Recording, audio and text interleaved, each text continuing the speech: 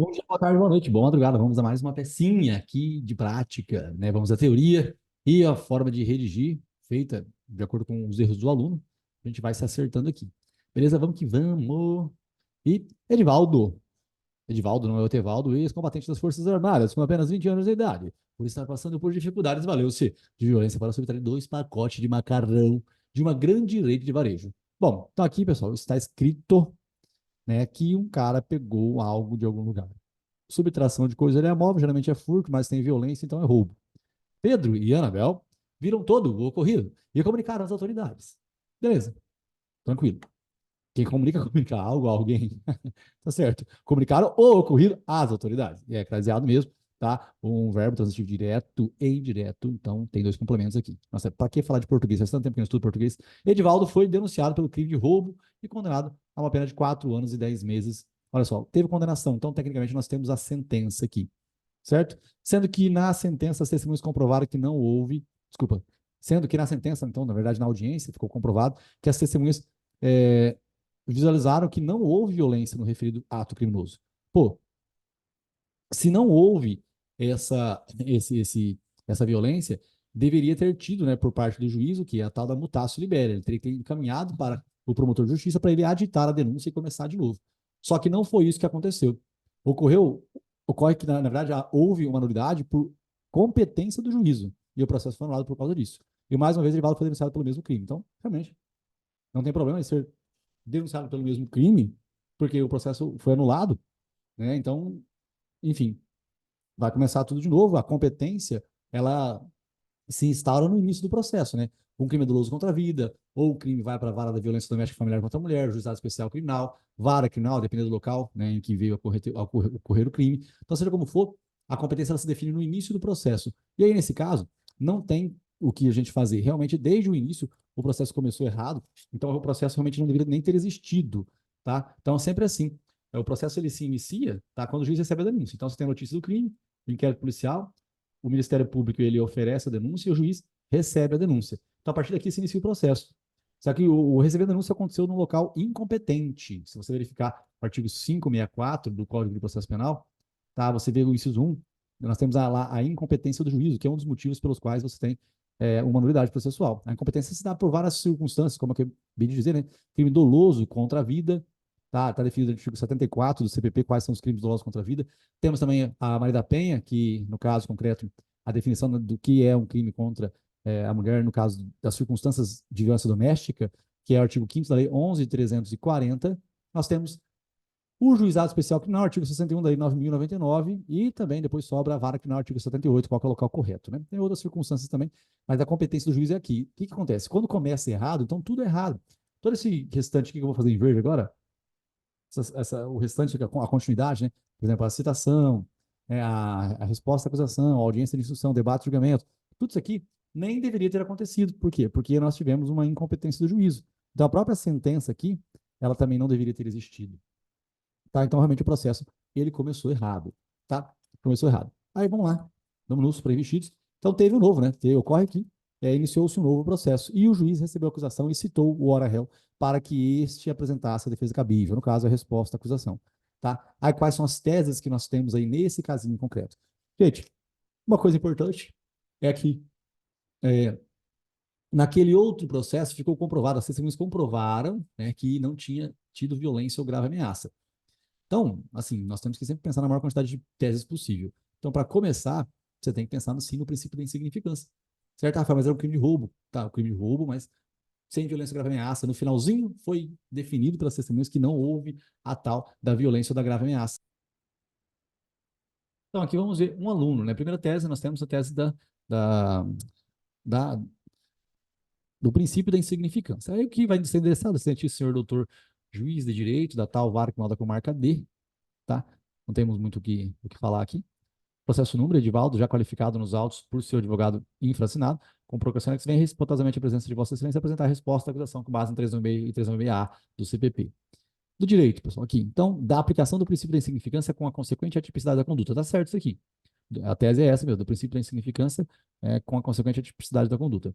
Conforme preceitua o princípio da insignificância, a mínima ofensividade da conduta, pois as testemunhas comprovaram que não houve violência do referido ato, a consequência consequente ausência de perigo na ação e reduzido grau de reprovabilidade do comportamento, pois o mesmo estava passando por dificuldades e subtraiu 2 pacotes de macarrão, acarretando inexpressividade da lesão ao bem jurídico atingido.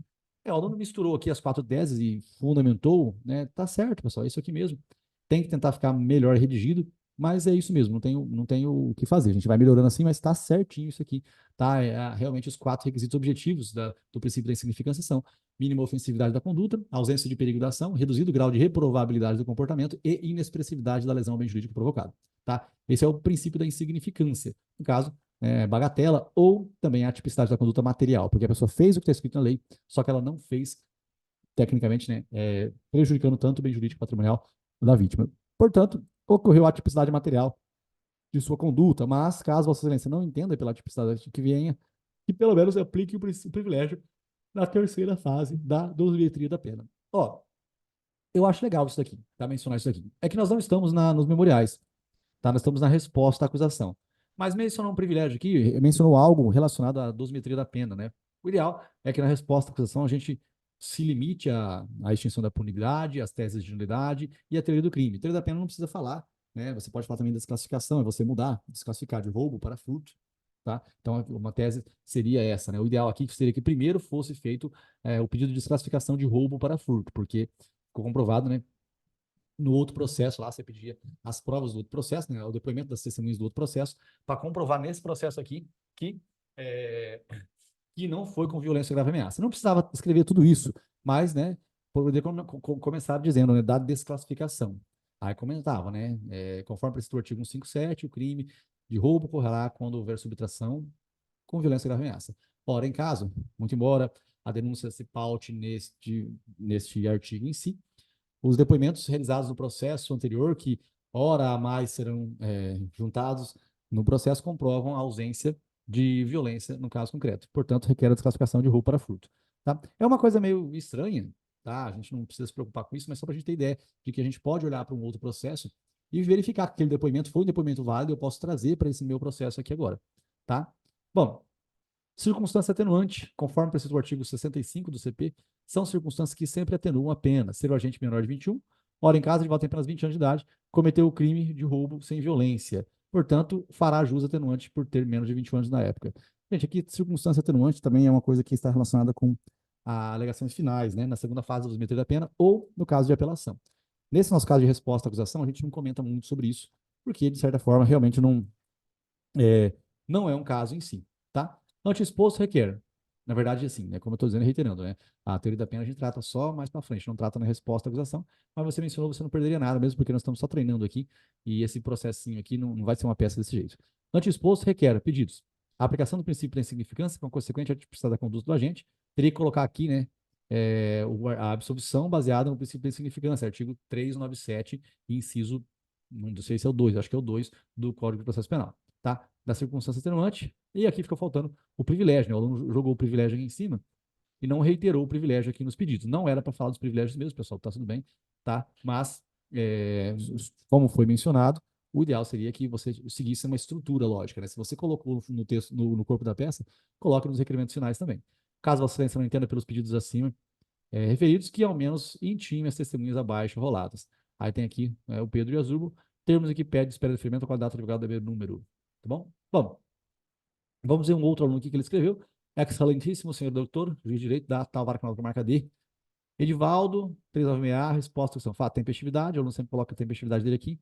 Do direito, da análise do processo, verifica-se que a segunda tentativa do processo é nula. Por quê? Vamos ver. Conforme o artigo 567, a incompetência do juízo anula somente os atos decisórios, devendo o processo, quando for declarado nulo, ser remetido ao juízo competente. Ora, em caso, Divaldo já havia sido denunciado e condenado anteriormente. Ocorre que, por nulidade, a competência do juízo, o processo foi anulado. Acontece que tal erro contido no primeiro processo não é causa de nulidade completa, como visto no artigo supracitado. Apenas a sentença será nula e, em consequência, deverá ser remetido os autos ao juízo competente. Na verdade, gente, tudo bem, você pode pensar numa tese mais complexa dessa, e tudo bem, mas assim, para a prova da OAB, as nulidades, pessoal, costumam ser absolutas, tá? Assim, a nossa estrutura lógica é não debater muito se é competência relativa ou absoluta, porque sempre vai ser nulidade absoluta. não teve um segmento correto, baseado nos artigos, nos dispositivos da lei, você tem a nulidade, e aí não existiu, aquele negócio não existiu mesmo, e aí você começa de novo outro processo, está tudo bem. Alegar essa tese de nulidade não vai influenciar nada, tá? Não vai te prejudicar, né? Mas seja como for, o processo novo começou baseado na nulidade do anterior. Então, eu não posso anular esse processo porque aquele outro foi nulo, tá? Mas está tudo bem. Da desclassificação, verifica essa desclassificação em face do crime de roubo. Legal. Conforme precetou o artigo 57, subtrair coisa imóvel para si para outrem, mediante a grave ameaça ou violência à pessoa, ou depois de havê-la por qualquer modo reduzido à impossibilidade de resistência da vítima. Então, aqui ele colocou o dispositivo, o artigo, certo? Correto? Agora ele vai colocar o quê? O fato que não se adequa ao que está previsto no artigo dispositivo acima. Ora, em caso, Edivaldo estava passando por dificuldades e acaba subtraindo 2 pacotes de macarrão de uma grande rede de varejo. Pedro e Asdrubal e Anabel, 2 testemunhas, presenciaram o ato e resolveram comunicar às autoridades. O acusado foi denunciado pelo crime de roubos e condenado em outra oportunidade apenas de 4 anos e 10 meses, sendo que as testemunhas comprovaram que não houve violência no referido ato criminoso. Bom, portanto, o acusado não se encaixa nos moldes do artigo de roubo, o mesmo deve ser desclassificado para o crime de furto do artigo 155, parágrafo 2º do Código Penal, levando-se em consideração o estado de necessidade no artigo tal, já que o fato cometido por Edivaldo foi para salvar-se de perigo atual, ou seja, a fome. Gente, aqui, esse estado de necessidade seria uma outra tese, tá? Você fez aqui da tese da desclassificação, faria a tese do estado de necessidade e depois faria do princípio de insignificância também, tá? Aqui tem a atenuante da minoridade relativa e fez os pedidos. Aqui está faltando a pedido de absolvição com base no estado de necessidade, faltando pedido de absolvição com base no princípio da insignificância também, tá? Então tá faltando todos esses pedidos aí. Gente, eu estou corrigindo assim, de acordo com o que um aluno escreveu e o outro escreveu também. Mas o ideal seria ter feito pedido de desclassificação, né, de roubo para furto, pedido o princípio da insignificância e também o estado de necessidade. Tudo isso é interessante ser pedido e tem que pedir, pessoal. Né? O artigo 397 aí que é a absolvição. O anteexposto requer a absolvição sumária com base no artigo 397, inciso 3 da excludente estudo e inciso 1, no caso inciso 2, não sei, da excludente da tipicidade por conta do princípio da insignificância. Tem que ter esses pedidos, tá bom? Gente, é isso, bem simplesinho e fácil, como tudo em língua portuguesa. Beijo do mago, vamos que vamos e até a próxima peça.